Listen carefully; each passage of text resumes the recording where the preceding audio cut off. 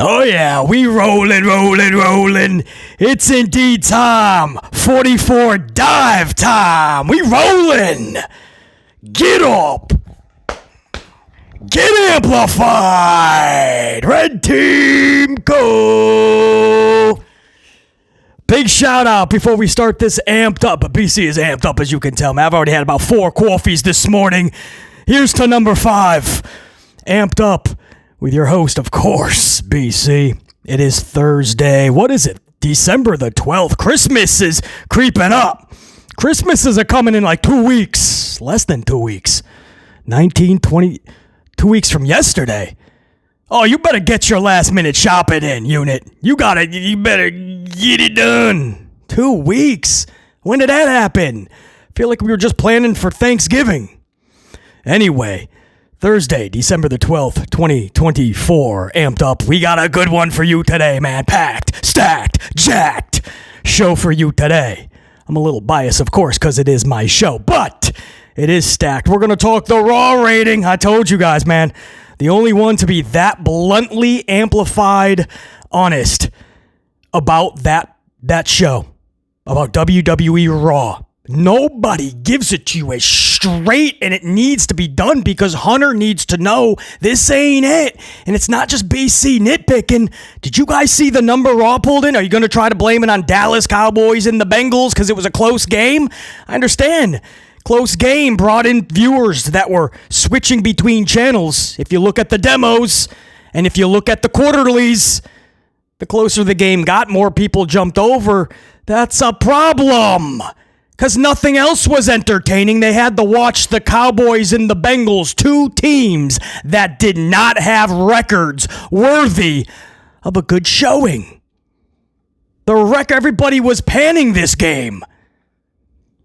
And again, I just don't use Monday Night Football as an excuse anyway. It's your job to put your best foot forward and do your best business. Conduct yourselves properly so that you're going to deliver the best product, to deliver the best possible number you can get. To lose that many viewers in 1 week?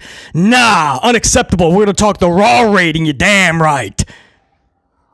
I had to get a swig there, man. And we're going to talk a little bit of Logan Paul. Logan Paul says he is retired. I'll give you his exact quote, right? Because there's a little bit of gray there, a lot of bit of gray. It's not just black and white. There's a lot of gray, but Logan Paul says he's retired. For one night only, this Saturday, Hunter Hearst Helmsley has teased something for Cody Rhodes. It's something I've wanted to see for years, and even if it is only for one night, I'll gladly accept it if it's what we think it is. BC will tell you what he thinks it is. We'll talk about it. And also we're going to talk NXT. I was able to catch some NXT this week, most of it actually, while conducting side business, so I couldn't do any type of like live reaction or live review because I did have other business to attend to, but I caught most of NXT. I'm going to give you guys my quick thoughts on NXT. And I was able to watch AEW even more extensively last night, Dynamite, because other side business kind of got kicked to the curb. Same thing, though. I couldn't do a live reaction live stream because there was still other business that I had to attend to. But the good news is I was able to catch both shows for the most part. And I'm going to give you guys my amplified thoughts on it. For Dynamite, it's actually going to be like a little review. Because, I did catch most of that a little bit more keenly. So if you are a fan or interested in my thoughts on NXT and or AEW Dynamite, this is the amped up show for you because I'm going to give you guys my thoughts on both. And for both shows, I'm not able to watch every week top to bottom, start to finish, beginning to end in totality. So that's why it's really cool to do these reviews. It's like a review from like a legit casual fan, or at least more casual. I understand BC's the smart fan. So it's not the same thing as like somebody just kind of flipping by and going, oh, okay, maybe I'll watch this for 20 minutes. I get it. I'm a little bit more advanced in levels, but in all actuality, man, full amplified truth, I can't watch these shows top to bottom in length. So it's really cool when I get to review them because I'm giving you guys just a review of somebody that is kind of out of the loop on a lot of stuff. So it's their job to captivate me, make me put the remote down. So that's why I love doing some NXT and AEW talk when I'm able to. So we'll go over all of that. And before we do anything, man, BC has to give a massive salute to Jimmy Fingers 19. Jimmy Fingers with a pity bomb, a banger bomb, a couple 2-3 boxes of coffee to the channel, keeping us amplified the entire week, basically. Jimmy Fingers 19, appreciate you big time, man. Appreciate the banger bomb. Always helps this channel out tremendously. But I cannot hammer home the fact enough that I will always support the Wyatts in any variation, as I know you do, as BC always will, and most everybody tuning into this or listening to this show, to this podcast, you guys, a lot of you are down from day one-ish with this channel, and you want this to succeed. You know that Supernatural can still work in pro wrestling. You just have to do your due diligence and do it properly. HHH needs to take a step back and be careful about what he's distributing, and only distribute it if it's correctly. And you got to ask yourself, is that the best way to utilize your number one supernatural character in WWE? Is that the best way that you book him? A loss like that in the middle of ring to baby powder? He's a supernatural Uncle Howdy, and the baby powder got in his eyes. And you say, well, BC, there's going to be more matches. This is just a part of the bigger story. That's the problem. Nobody needs... I'm telling you. Jimmy Fingers will tell you. Anybody that highly supports Bray Wyatt and this variation of the Wyatt 6 will tell you. There's no need for 2, 3, or 4 more matches between these groups. We just saw the payoff. We saw what they all do together, and we just saw how easily Howdy can lose. You're going to have to dig yourself out of that hole 10 times the work effort that you originally would have had to if you just did it properly. You just made things harder for themselves. Nobody was captivated by that match or that finish, and I can tell you, by gauging the wrestling world as I do, nobody is captivated of what happens next. That's not one of the main storylines that everybody's talking. I can't wait to see the Wyatts and Final Testament's next matchup or the next chapter, because now Howdy's going to be pissed that he got powder in the eyes. Oh, you feel some type of way on it, I know. BC does too. So anyway, yes, that's my amplified thoughts on that super thing. Hey, listen, that was literally a super thanks super chat in that last upload. So that deserves a super delivery and response. Also, Rob with I believe it was a 20 spot super. So a box of coffee from Rob as well recently. Rob, salute. Always good seeing Rob up in here as well. I caught that one late, but I'm glad I was able to catch that before I started recording so I can deliver the proper respect. Once again, to Rob. Appreciate the words as always, man. But more so, I appreciate you being up in here and supporting the channel. Yeah, that was a nice 1-2 punch there, too, before I started recording, man. Really cool that I can give that props. Jimmy Fingers 19 and Rob. That's the way that you start an amped up show. From top tier amplified unit members. That's how you start a damn show. That's the support we get on this channel, man. And you guys, totally free. Doesn't charge a damn thing. Just smash that up, help out the algorithm. Tell the tube, you know what? He's too controversial for you. You'd rather not have him on the platform, but we love the content. So keep the channel alive. Smash that up. Help out the algorithm, and you guys will continue to get BC's content, man. Whether Tube likes it or not. Yeah? All right, I told you I was amped up, bro. All right, let's get into these stories, man. I'll go over the AEW review-ish, right? Condensed, but pretty much everything that happened on the show. NXT I'll talk about as well. I do want to talk first. A big surprise this Saturday. Big surprise this Saturday that Hunter Hearst Helmsley says is one night only. For one night, and it's for Cody Rhodes. And he shows Cody this thing. It was like this little, this box or so. You could tell it's like a championship, I believe anyway. And he says, you'll see what it is. One night only this Saturday at Saturday Night's Main Event. I'm thinking Winged Eagle Championship, the old school World Heavyweight title. I don't know about you guys, but that's something we have wanted for a long time. It's something Cody Rhodes has teased for a long time. And Hunter knows this. And Hunter, whether he likes to believe it or not, whether you see it in his booking or not, he is a traditionalist at heart. I think it's the Winged Eagle Championship. I wish it wasn't one night only. That's still one of the sexiest looking title designs anyway I've ever seen. These big W championships, even the new world title that they have, all these championships, I wouldn't even want them as a toy in aisle 5 as a kid. It's easily passable. All right, I probably still would pick it up, actually, and start pinning all of my friends and brothers, right? And hold up this big, ugly W championship. But because that's what you see on TV, that's probably what all the kids want. So I probably would still have it. But they're ugly. We all know that. The championships today, for the most part, are pretty ugly. No real thought has gone into it. They're not sexy. They don't look prestigious. It sucks. But a lot of it is because they just want to sell toys. They're playing it safe on purpose. Even when they introduce like new women's titles or things like that, they just look like the already designed dudes titles, right?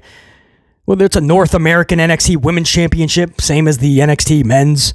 An IC title for the women is the same as an IC for the dudes, and US title. There's no real, like, good creativity into this, man. Nothing that separates them, nothing that makes you go, oh, man, I want to win that. Especially with the booking that comes with winning a title. Most of these wrestlers, their booking gets worse when they win a championship. But anyway, guys, that's what B's... I can't confirm this. I cannot do that. But I can confirm this big one-night-only surprise from Hunter for Cody. And I can only believe, I can only imagine that it would be the Winged Eagle World title. One night, I'll take it. Love that title. Logan Paul recently announcing that he is retired from pro wrestling from WWE. This is why I say there's some gray in this, man, because this isn't actual. See, everyone's just taking off with that headline, not doing their due diligence, not listening to what he actually said. He does say he's retired, yes. But listen to the whole statement, man. He said, this is on his podcast, and it was in response to like wrestling at WrestleMania 41. So his response was this: no, brother, come on. I'm retired. I'm taking time off. I'm a dad, bro. So yes, absolutely. I understand why people are running with it. He literally says the words, I'm retired. Definitely won't be at Mania. He says, I'm retired. But then he literally says right after, I'm taking time off.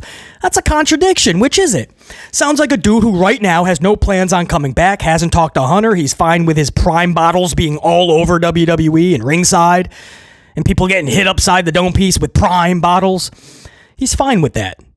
But then he says, I'm taking time off. So it's like, he's going to come back. I doubt very much he's done for good, guys. Absolutely not. You're going to see Logan Paul back. He's too damn good. That's just the truth. Whether you think so or not, whether you like him or not, that's your prerogative. He picked this up really quick, and he's really good at it. So let's just say I'm retired for good. He didn't say that. I'm retired. Instead of saying for good, I'm done. He said, I'm taking time off. This sounds like a guy who just has no plans right now. He's just kind of letting it all come to him, hearing people out. If H wants to make the call and give him a plan or an idea, he'll mull it over. But, you know, when he says, I'm a dad, bro, I think he does want to just do that right now. That's not saying, though, if Hunter doesn't want to offer him a bunch of money and he has a good plan for him, that's not saying that right after Christmas a call can't be made and he'd be like, hey, Logan, I have an idea. Just hear me out. And there's plenty of time before Mania. Now, a lot of you guys are probably like, dude, there's only so many spots as it is. There's no need for him to come back for Mania. Let him stay retired. I hear you, but I certainly won't be complaining if Logan Paul comes back for a storyline and a match, because usually, whether you want to hear this or not, Logan Paul's storylines and promos and matches are usually one of the brightest spots of the shows. And I can't even believe I'm saying that. That's kind of sad because there's people that do this full time that cannot captivate that type of response. Logan Paul retired.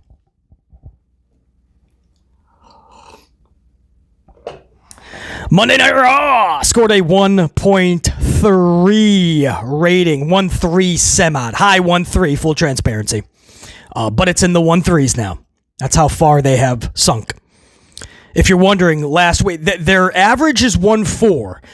2 weeks before last week, they were able to average out 1.5s as we kind of inch closer to Survivor Series. So they were able for 2 weeks to get up to 1.5. And then the post-Survivor Series Monday Night Raw actually hit a 1.7 semod. So a lot of interest to see what comes out of Survivor Series. And on top of that, they did a really good job at promoting the New Day celebration, 10-year anniversary. So they were able to get a couple 100,000 viewers to jump on board. This is the perfect time for them to put their best foot forward, their best product, their best show, and actually captivate an audience to come back the next week. Did they do that? If you listen to BC's review, a resounding no. This show was, what I put in the headline of the review, Gunther Stone Cold jeans, piped in booze, Sully Rollins, Monsters Inc., and what was the other one? Baby powder. Like if you were to ask BC, what were the highlights of Monday Night Raw? That's it in a nutshell. That's exactly what I put in the headline, the thumbnail. That's the truth. So, if you're asking me, was this a good show? People, because it's Hunter Hearst Helmsley and they want to believe he's cooking all the time, and when he doesn't book correctly, we just swipe it underneath the rug and we forget about it. We don't harp on it. Right? When he has bad shows, we just go, what are you going to do? I mean, it wasn't an eventful show, but holidays are coming up. They're on autopilot. We're waiting for WrestleMania season. We're so quick to throw them a bone, right? At any time there's just a rough show Monday Night Raw has been rough for years under Vincent Kennedy and under Hunter Hearst Helmsley. It is absolutely confusing, makes zero sense type of confusing. It is just badly produced and badly booked. Nothing is captivating us. Mind-boggling decision after mind-numbing decision. But instead of just calling that out and saying, hey, Hunter's not booking Raw correctly. At least SmackDown's been a little better the last 3 weeks, right? That's being honest. Hunter, you're doing much better with the blue brand lately. Hunter, you need tremendous help with the red brand. Instead of saying that, being honest so that they can fix the issues, everybody just wants to say, it was all right. It's no harm, no foul. So it was a rough show, a rough several shows. How about a rough several years? VKM, HHH, doesn't matter. Raw needs a tremendous amount of help. Just be honest. So on this channel, there was no BS. I ain't going to sugarcoat it to my audience for sure. They know what to expect when they come to this channel. Full, transparent, amplified honesty. The show sucked. And now you can look no further than the number itself. You don't even got to take BC's word for it. You don't have to agree with BC. The number was a 1.3. They lost over 350,000 viewers. Everybody that jumped on board to see if WWE was better after Survivor Series, they all took off immediately. So that tells you something. And then another over $150. Nearly 400,000.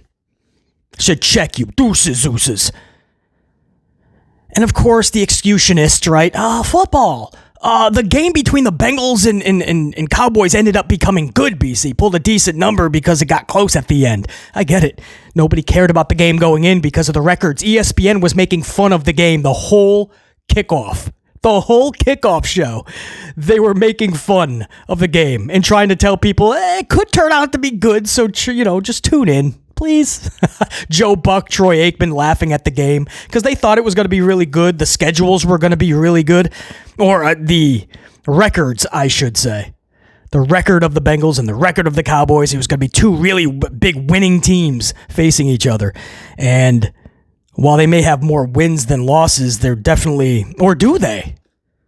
Maybe they don't. It feels like the Cowboys have lost way more than... The bottom line is it's basically, for all intents and purposes, losing records. Or at least records that nobody would need to see a Monday Night Football game between the two. And that's what we're saying, lost nearly 400,000 viewers.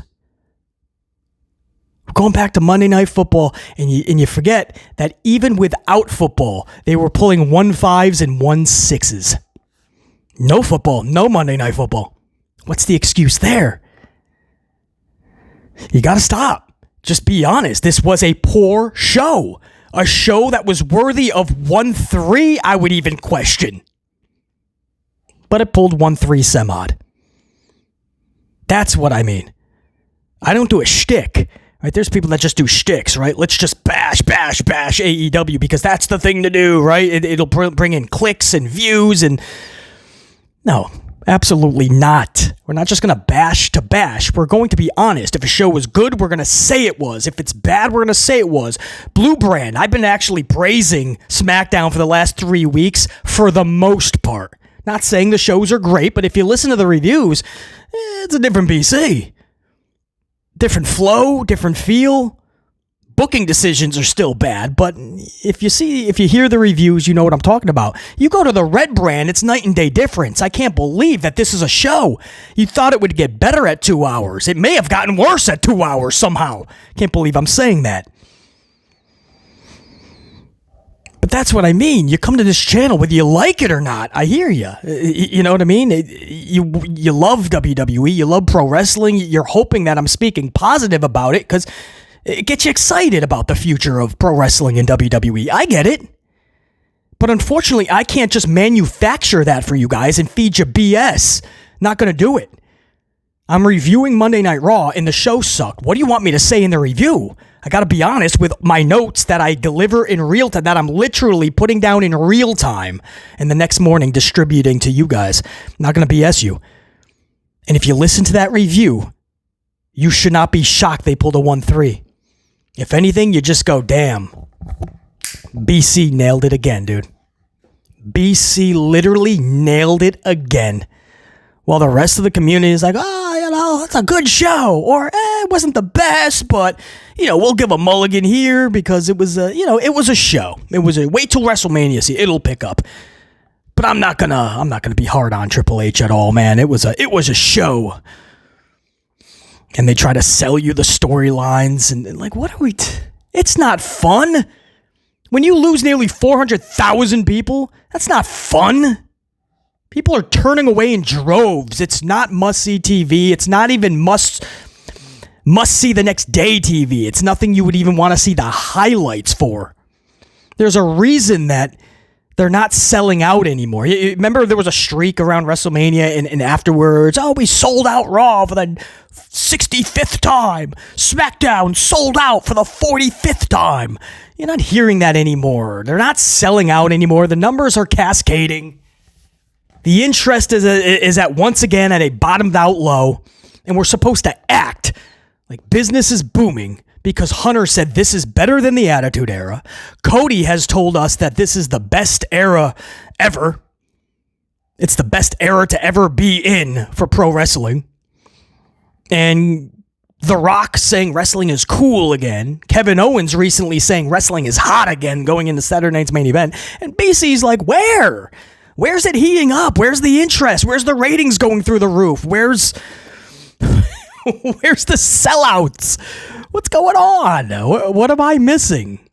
WWE is still doing really good business, but that doesn't mean that wrestling in totality is booming. The industry is booming. It doesn't mean that the interest is at an all-time high. Well, this is the best era ever. Wrestling's cool again. Wrestling's hot again. Where? BC is trying to get us there. I wish more people were just honest about the product. Be honest about Raw. Be honest about SmackDown. And be honest about AEW. All of it. No question. But do it in a way, too, where it's just not straight out bashing, right? It's the tube. It's entertaining, I understand. But it's constructive still, right? The goal still has to be to help the companies be better. And that's what our goal, our mission statement will always be to make it better, man. 1.3. And if you saw the review, if you listened to BC's review, you're not shocked that they sank to a 1.3 for a live Raw with no other competition than another standard Monday Night Football game between two teams with records in the shitter. So if it wasn't close at the end, would they have gotten a 1-4 maybe?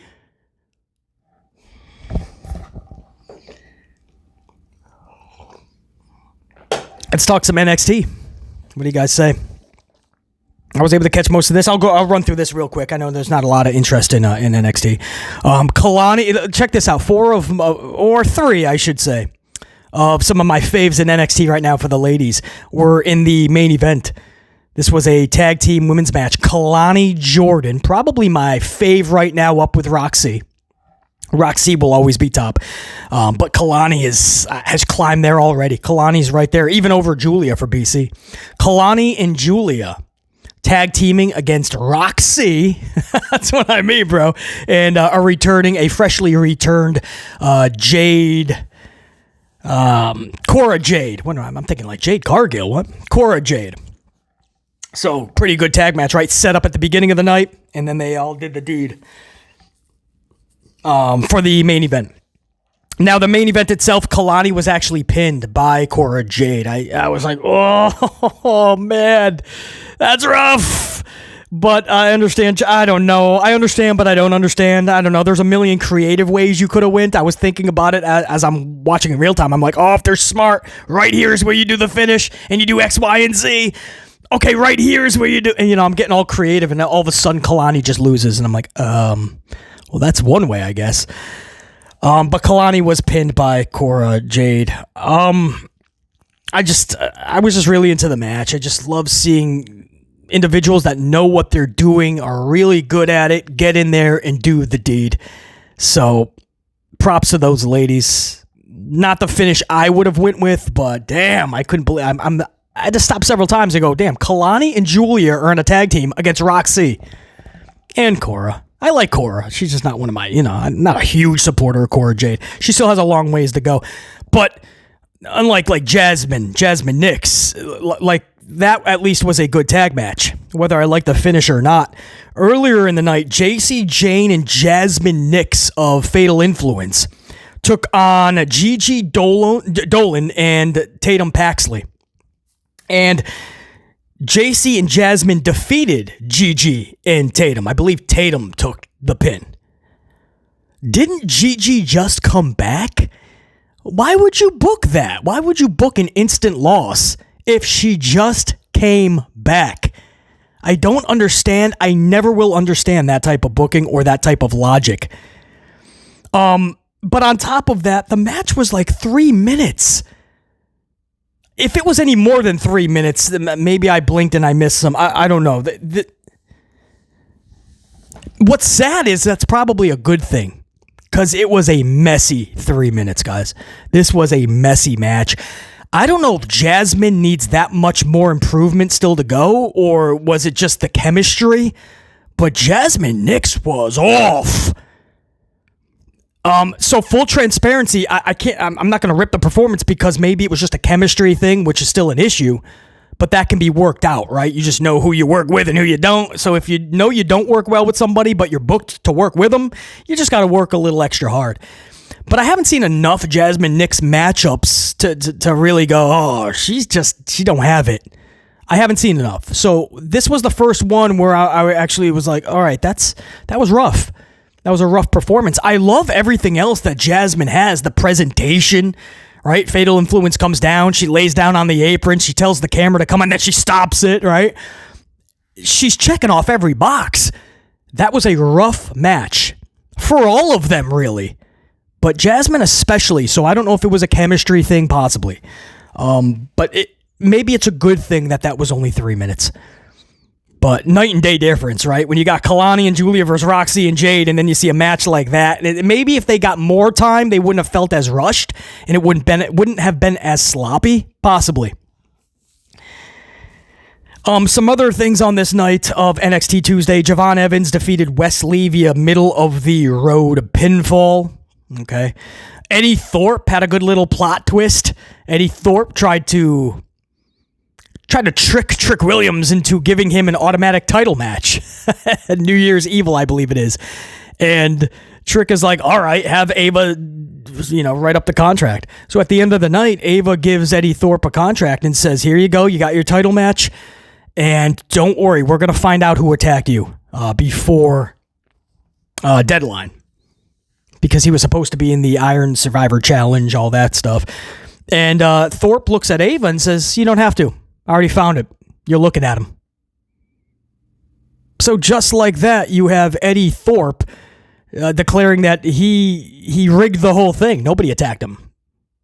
So he says why. He says, I got my title match, and I didn't even have to go through 25 minutes of hell to get it. And Ava's like, we were duped. So cool little plot twist there with Eddie Thorpe. And he had a good little promo, too, with Trick Williams earlier in the night to set up that title match, to trick into giving him that title match. Really good. Basically saying Trick is a sports entertainer. He's got the bells and whistles.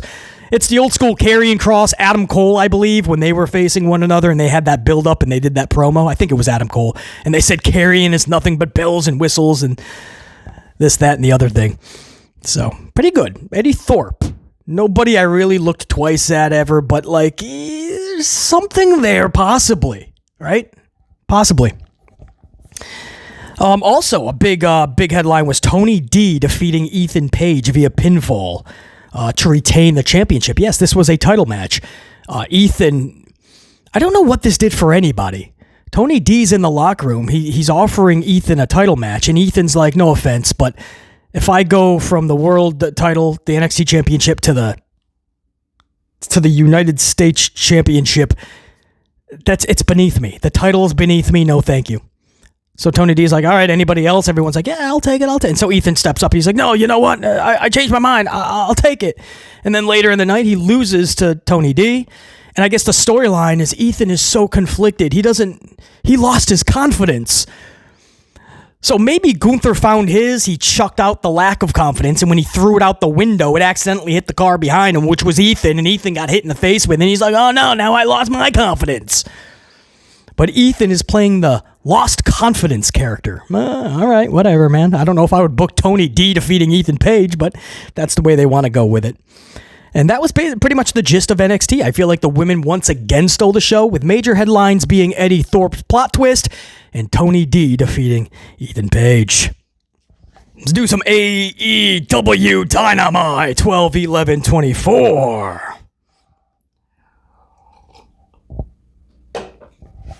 So this is winter. This was right. The Winter is Coming edition.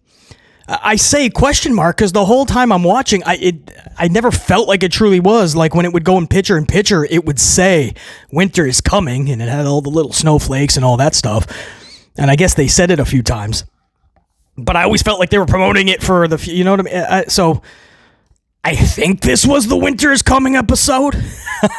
Mox and Pac versus Cassidy and Jay White start this show off, guys. You want this as the first match of the night, cool. Tony's the promoter, do what you do. You know what I mean? This is what you want, that's what you're going to book. But not the very first thing on the show. Mox and Pac versus Cassidy and Jay White. Not the very first thing you see when the show starts. You have to get the audience to put the remote down. You have to hook the audience. And I'm not talking about Taz's son. Although Hook did something a couple segments later that I actually would have had no problem if they started the show with. So maybe do start with Hook. But you have to hook the audience and then go right to the match. Right? But do something in the parking lot. As much as I absolutely rip WWE apart for always doing the same thing, right? All the wrestlers are showing up to the arena. They have their coffees, their smiles, their luggage. They're showing up to work. This is wild. What a way to start the show. Every show, everyone's showing up to work. This is amazing. Are we giving our participation trophies and cookies? You showed up to work. But every once in a while, they throw a twist, right? Like they're going through security, and all of a sudden Solo and the Bloodline are beating the heck out of Apollo. That's not uber creative. That's not that special. But you're probably not going to change the channel while everyone's getting beat up at security, right? So what happened in the skybox with Christian and Hook later, which we'll talk about in a minute, just start with something where you feel like anything could happen. Doesn't have to be a chaotic brawl, by the way, which is all that Hunter Hearst Helmsley does in WWE. Chaotic brawl after chaotic brawl after chaotic brawl. But just hook us, man. Give that spontaneity, right? That at any moment you can get a surprise or anything can happen, or the show is, you could put the remote down because there's a fun night in store, right? Start with a big storyline that you can keep going back to. And at the end of the night, you have that culminating moment. And if done correctly, it cascades you to what's called a cliffhanger. And that'll propel you to the next week. And people need to tune in to find out what happened. Storytelling 101. BC can go on, but we don't got the time right now. I know you guys got things to do. So for timing restraint purposes, I'll keep up with this review. I'll keep going. But hook your audience from the jump. You know, if you're struggling in the ratings and you keep going backwards, you know that the general consensus in the community is not really high on your product, why would you just start with, it's Wednesday, you know what that means, and ding, ding, ding, Mox and Pac versus Cassie and Jay White. If you're a casual fan, or if you're like BC who's not able to catch Dynamite live every Wednesday, and this is how we're starting, I'm not into this at all. You can try to sit there and tell me if you watch every week, well, this is why this is happening, BC, because Jay White has this thing with Mox and Pac and Cassidy, and so they're setting this up. It's going to be a fatal four-way. I get it. That's cool. You're telling me about a little storyline that most of the community just doesn't care about, but thanks for explaining. Thanks for explaining. It doesn't make this fun. That's what happened, guys. The match meant nothing to BC, so I went and made a coffee from the Monster 5000 coffee machine. When I came back with my coffee, match was over. I came back, Hangman Page was out there brawling with Cassidy and Jay White. Eventually, they were all laid out by the Riders. And that was the first 25 minutes of this show. You gotta do better than that. Knowing how the ratings are, knowing what everybody's saying about the product, you gotta do better than that for the start of the show, for the first 25 minutes. This is no way that new fans are going to be captivated by that. I'm telling you guys. And there's nobody better knowing this than BC because I am not able to catch it every week. So I am telling you, as somebody a little bit more laxed and casual to the Dynamite show, at least live anyway, I'm telling you that's not going to do it. That's easily, you can just distract yourself with anything else. For BC was making a coffee. Anybody else would have went outside and picked up a bad habit, threw themselves in the traffic, started playing chess with themselves. Who knows? But I wouldn't have blamed them. Again, if you're able to watch every week and you're loving this, you're like, dude, no, because it's set up this, and this. Cool. But I'm talking the grander scheme of it all. In totality, I'm telling you, this is not the way to start, and numbers will always back that up. First segment is always going to be one of your biggest rated because you're getting the first show. It's the top of an hour, so you're going to have one of the highest ratings of the night in Q1, it's called, especially if you have Big Bang Theory leading you in. So start hot. Because when you start like that, you see a drastic downward spiral as Q2, Q3, and so on kicks in. Hope that makes sense. It was just rough, man. I was really hoping for a hot start. Storylines to ignite before we even get to a match. But they just want to go to a wrestling match. After a break, Mox and the Riders are backstage. Mox is flipping out. An incredible promo by Mox. He's just so amplified. He catches so much heat. I guess he's not the cool thing in pro wrestling, if there even is such a thing these days. But Mox, for some reason, catches a lot of flack, even from AEW diehards, and I don't understand why, man. He put the company on his back when they needed him to do such several times, when he wanted to go on vacation with Renee, and the whole CM Punk drama happened, and Tony said, dude, can you just come back? We got to throw the title on you. We need you to stick around until we, clear things out. And Mox put his vacation on hold and said, dude, I got you. You guys have no idea. He's a locker room leader. Backstage with Jericho and Bryan Danielson, with Bryan Danielson out a little bit more, it's Jericho and it's Mox. Dustin as well. I like to put him in there as well.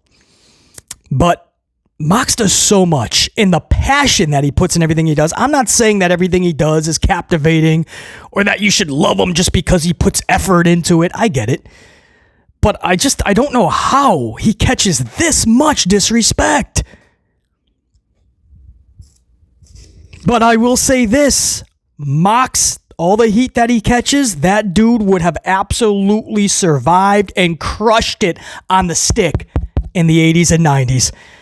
The amplification, he would have stayed up there with two of my all-time favorites, Warrior and Savage. Whether you understood what they were saying or not, they were captivating promos.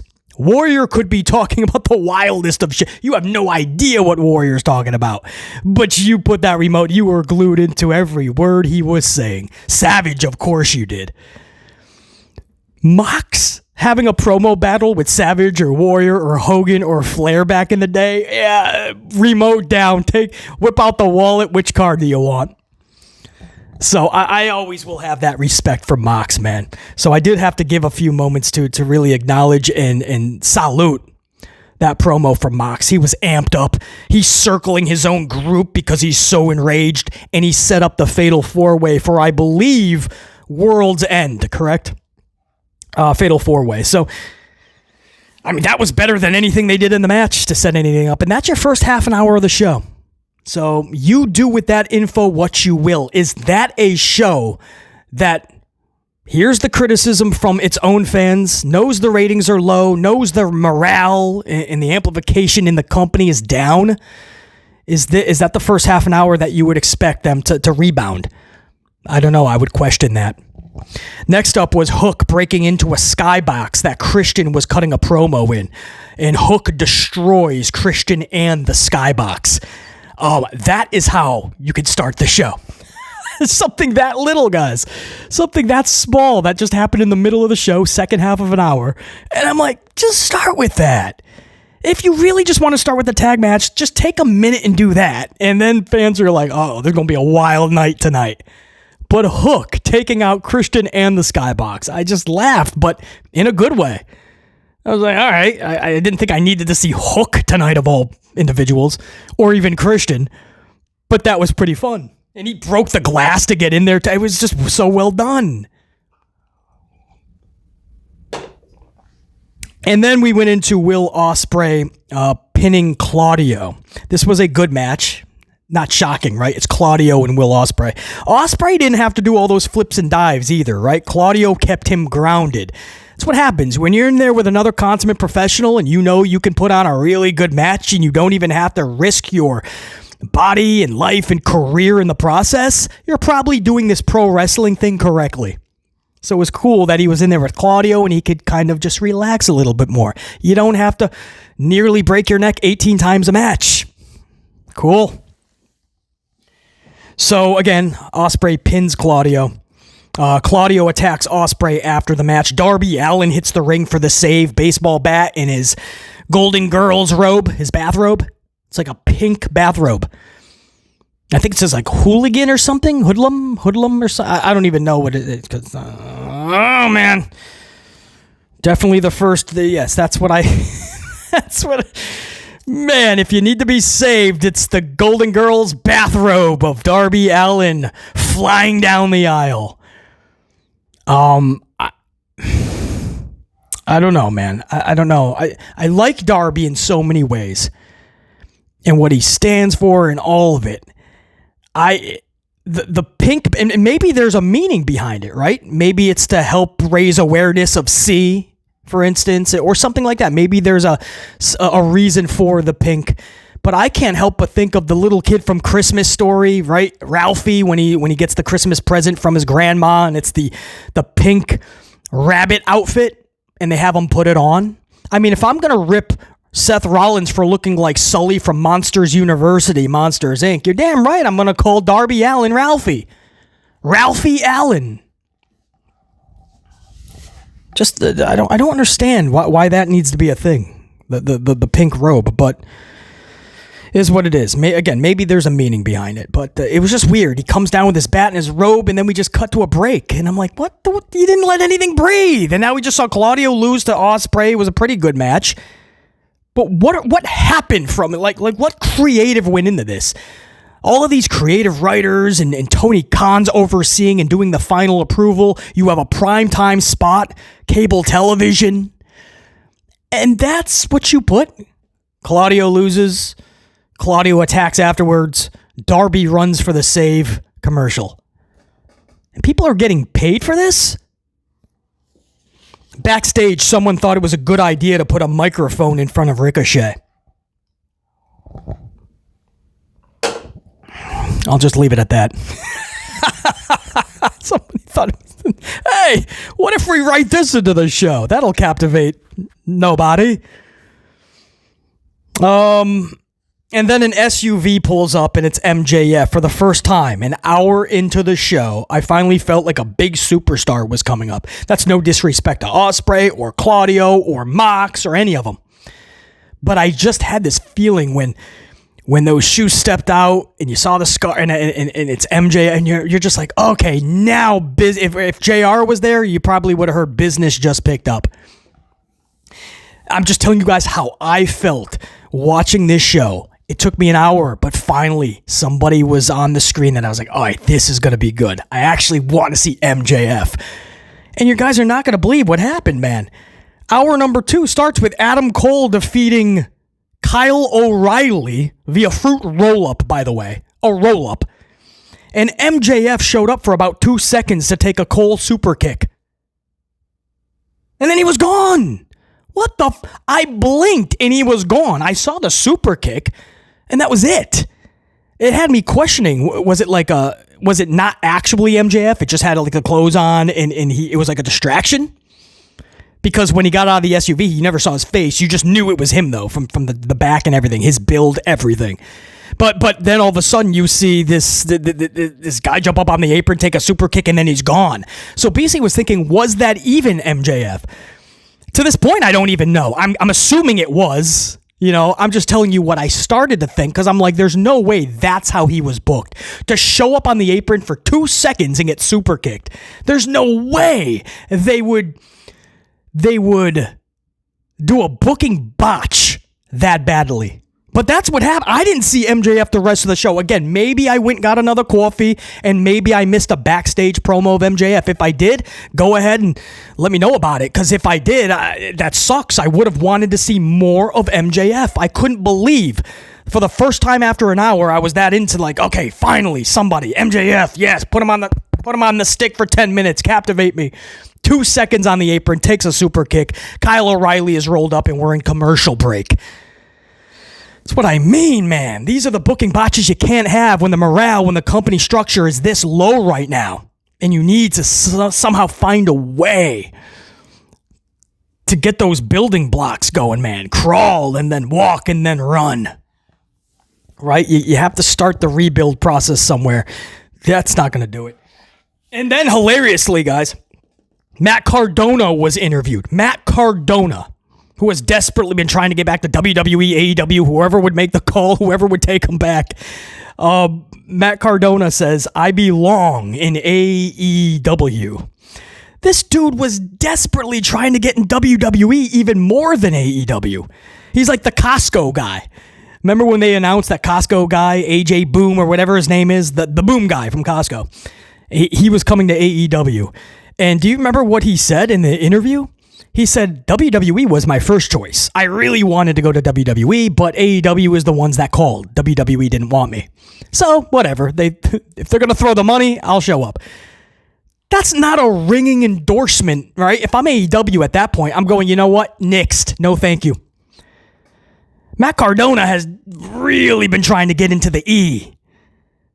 But AEW is the ones that called him. The E and Hunter Hearst Helmsley has no interest. So he shows up and the first thing he says is, I belong in AEW. Well, if WWE called you a week ago, you would have showed up and said, you belong in WW. Right? Or are you going to tell Hunter, I can't take your contract. I belong in AEW, Hunter. It was so weird. BC, what do you expect him to say, man? He's in AEW. It's a harmless statement. It just, if you've been following the trajectory of Matt Cardona, right? And all of his attempts to get back into WWE, That sounds foolish to you. His whole character is based on the indie god, right? He's all about the social doohickey machine and the smart fan. So that wasn't ridiculous? I like Matt Cardona, by the way. I like Zack Ryder, whatever you want to call the dude. I like the dude. It was just, it was sad to see him kind of like pander and almost beg for a WWE AEW job, but I understand where he's coming from. In his own words, he said, I went and did everything I thought I should have done. I thought I did everything beautifully. I went, made a name for myself, became the indie god. I thought they would call by now. I thought WWE and AEW would be clamoring to get me. That's what he said. So I understand he felt that way, but you can't just assume that, man. Just because it worked for Cody Rhodes and others, you know, sometimes they just don't want to do business with you. But to keep, like, you know, these interviews and keep going, man, I'm waiting for them to call. I can't believe they haven't yet. Look at me. I'm an indie god. I don't think Hunter's going to truly care, or Bruce Pritchard or Ari Emanuel or anybody in WWE, that you're an indie god. Then we go to Ricochet pinning Brody King. Yes, Brody, 6'5", 285, handled by 5'9", 205 Rico.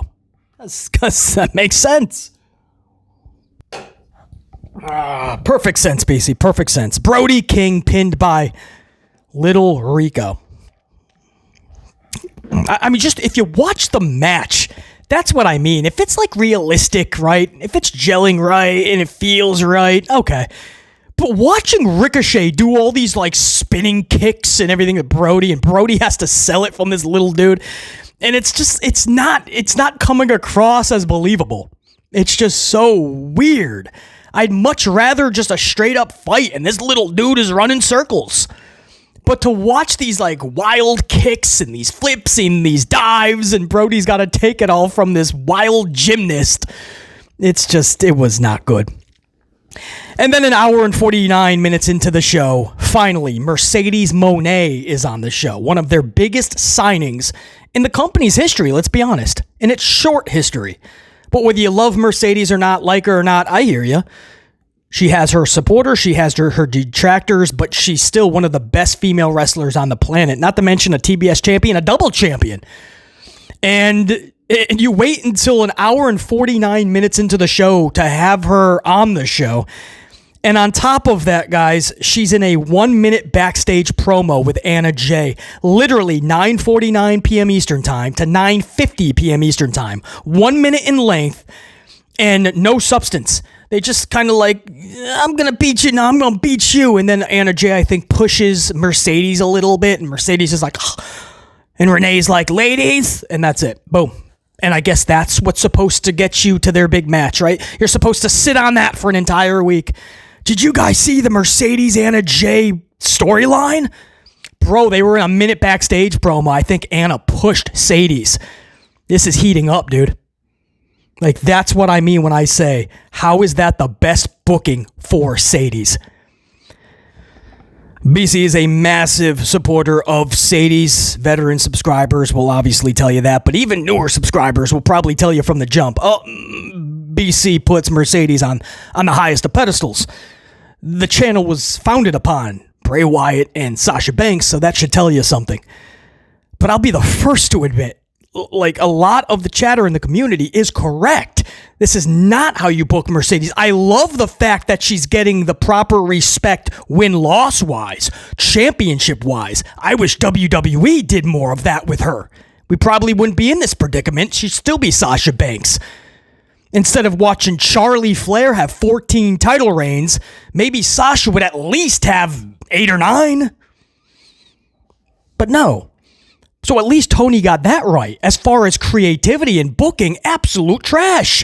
Now you hear Sadie's has control over her creative and booking. I still believe it's a collaboration. I don't think she's just saying no to everything that Tony is saying. I don't think that Sadie's is just like, this is the best way to book myself. Let's do a minute promo with Anna Jay backstage. And if that's the case, then I would say to Sadie's, you got to do better than that as well. But it's Tony's final approval. It's their jobs to work together with their lead writer. So this is one of those situations where everybody involved are dropping the ball on Sadie's. She's too damn good. I love the fact she's got 2 championships. I love the fact she's collecting W after W. But without the proper booking and creative backing you, without the lack of care and interest from the base, from the audience, all of it's going to be for nothing. Like AJ Styles, people don't realize, AJ Styles, before the injury and all that, his win-loss rate, that dude won a lot of matches. But for the last several years, nobody cared about AJ Styles, sadly, tragically, because he's so damn good. You put him in a storyline, you could put it on his back. Why was AJ Styles a forgotten dude? Why is to this day people are not talking about AJ Styles? Because they booked him into irrelevancy. But you say, BC, he won most of his matchups. That's what I mean. Sometimes you could have a really good win-loss record. But if the booking isn't there, bro, you could have 5 championships. It ain't going to matter. Anyway, that's my little rant on Sadie's. A 1-minute segment backstage. An hour and 49 minutes into the show. That's how you're booking Mercy. You paid her all that money for 1 minute on Dynamite. So that she could promote her Anna Jay match. Main event. This was Mina Shirakawa versus Mariah May for the AEW Women's title. May defeats Mina via pinfall. Toni Storm hits the top of the rampway to end the show. Not timeless Toni coming back. This was old school Toni, right? She's got the backwards baseball cap. She's got the leather jacket. She's got the eye paint, the paint under the eyes. Looking like a quarterback for the Raiders. She's ready. Put me in, coach. It's that Toni Storm. She's all emotional. Fans are like, she's only been gone for a couple months though, right? Nobody was believing that she was actually retiring. We believe that as much as we do Logan Paul. So we knew it was storyline and all that. We knew she was coming back imminently. I don't know. I guess it was really emotional for her though. 2 months. I mean, guys, I wouldn't even... the wildest part was they kept showing Thunder Rosa. And Thunder is in the front row with her sign. She's doing her shtick. And she's just overacting. Right? Like, how did I put it in my notes? Camera kept going to Thunder Rosa in the front row who was doing her shtick, but her acting was atrocious. That's what I put in my notes. No BS last night, no BS now, man. But that's what I put in my notes. The acting of Thunder Rosa was atrocious, so it was taking away from Toni's return for BC. She's like... I'm like, dude, it's been 2 months, right? If Charlotte comes back Friday after being gone 9-10 months, whatever it's been, a long time, I wouldn't be that shocked. I wouldn't think people would be that shocked. 2 months Toni's been gone. Relax. It's just Toni Storm. It's not the second coming of, right? It's not the Loch Ness monster. It's not some alien that came out of nowhere. It's Toni Storm. Thunder Rosa is shook. I'm like, what are we... That's a little bit overreacting, man. Toni Storm's almost in tears for her return. You would have thought she was gone for 2 years. Good to see her back, right? Like Toni Storm. You know, you'll be hard-pressed to find somebody that doesn't like Toni Storm. I get it. Good to see her back. But the overacting on it was wild, man. And she just stayed at the top of the ramp, and that's how we ended the show. So, guys, you know, I give AEW another chance. This show was maybe slightly better than the one I saw a month ago when I was able to do that live with you guys. Not a traditional live, but I recorded my entire... Because I had to do some side business, so I couldn't be live. But I recorded in its entirety, I recorded that live reaction, and I put it up the very next morning. No edits. It was just me watching that episode of AEW Dynamite. I feel like this one was maybe a little better, but if it was like literally by like an inch or two, that's what she said. But it wasn't by much, guys, if it was. Honestly, this was one of those things where you see so many things that need to be fixed, so many things that need more care put into it, so many things need to be taken off, so many things need to be added on, so many things, and it just doesn't even seem like they care to address it. That's the bigger issue I have. That's the bigger, like, whoa, wait a second, red flag. So I'm not one of these, you're not going to see BC bashing AEW just because it's the cool thing to do. I want to see them succeed. It's why I keep trying to give them chance after chance and doing the reviews, because I really want to see how can I help, right? Even though I'm more casual to their product, I want to look at that as a good thing, and I hope they look at that as a good thing. So There's so much, and hopefully reviews like this will help them, honestly. Take it and think, like, all right, good points, man. Like, at least this dude's not just ripping us, right? He's not going full Bischoff and calling it the worst show ever on television. There's no hope for AEW. It's dead. It'll never be anything. I'm not saying anything stupid like that, man, because this isn't a shtick. It's not about clicks and views. This is about a legit review to help the company. When they do better, they put a boot in the ass of the E. When the whole industry is doing better, the fans are doing the fans are top notch, man, riding high, cloud nine. But it starts with helping these companies, and it starts with being honest. So that's amplified. Hopefully I was able to entertain you guys in the process, but that's amplified knowledge dropped, truth bombs dropped, facts dropped, mic drop. That's what I got for you guys, man. Amped Up Show, Thursday, December 12th, 2024. That's it. Go about your day, whoop that ass, grab your coffees, down them, whoop that ass, as I said. Until next time, and there will be that next time. Salute, 44 dive. That's a wrap. Check it.